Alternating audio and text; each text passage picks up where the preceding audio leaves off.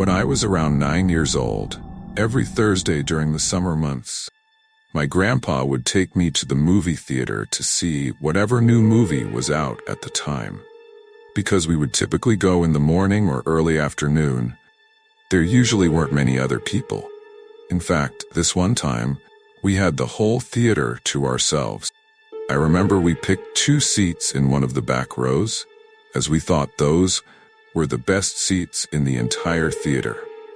I don't exactly remember what movie we were watching. This was a very long time ago. As we continued watching, no one else showed up. Typically, a few latecomers would funnel in shortly after the movie had started. But this didn't happen. We genuinely had the entire theater to ourselves. About halfway through the movie, my grandpa had to use the bathroom. Not wanting to interrupt my viewing, he let me stay by myself while he was gone. Around 30 seconds after he left, I saw someone walk into the theater out of the corner of my eye. I turned my head to see who it was, as I didn't think my grandpa would have been that fast. It was a man, probably in his early 30s, wearing one of the striped employee uniforms. We locked eyes for a few seconds. He then walked over to the emergency exit and propped it open with something, letting a clear stream of daylight shine into the room. After that, he walked back up towards the main exit of the theater and left. I remember not thinking much about it at the time. I wasn't bothered by it at all. My focus shifted back towards the movie when the light from the door suddenly grew. I looked back over, and the door was now wide open.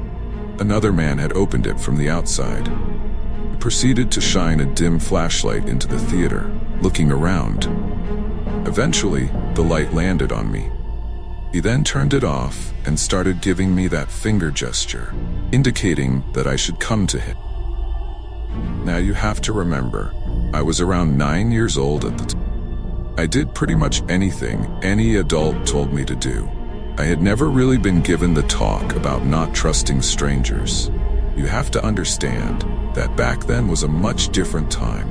Strangers weren't really made out to be as much of a concern as they are today. So, I got up out of my seat and started walking down towards the exit door.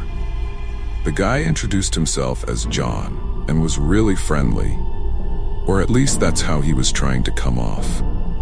He then explained how he had just finished up a movie in a different theater and had some leftover candy he didn't finish eating, which he thought he'd offer to me instead of throwing away. My 9-year-old eyes lit up with excitement, and I told him I was interested. He then explained to me that all the candy was in his trunk. He grabbed my hand with a firm grip and started leading me to the only car in the secluded, off-the-beaten-path parking lot on the backside of the building. As we got closer, he reached into his pocket and grabbed a set of keys, which he used to open the trunk apart. The lid to the trunk opened, revealing an assortment of different candy bars. He told me to crawl inside and pick whichever ones I wanted, but right as I started crawling in, the exit door to the building burst open, and my grandpa started aggressively yelling at the guy. This caught me completely off guard. Up until that point, I had never heard my grandpa yell before. In reaction, I backed away from the trunk. The guy then ran over to the driver's side door, got in, and floored it out of there with the trunk still open, all in a matter of seconds. I started crying, not realizing at the time what had really just almost occurred.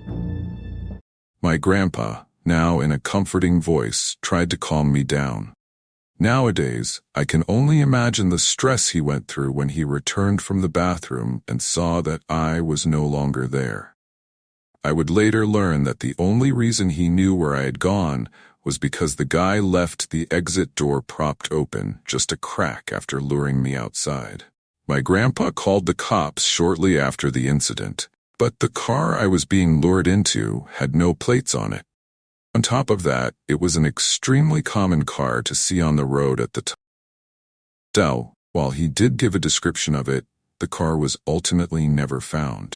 He, of course, gave a description of the little he saw of the man too, but he was also never found. As for the employee who had originally propped open the door from the inside, after further investigation, it turned out that the man was never an employee in the first place. Therefore, he too was never found. Fortunately, this was a one-off occurrence. It was never tried on any other children in the building that day or at any other point, as far as we were told.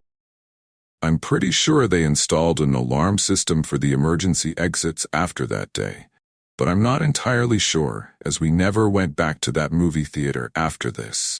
When I was 16,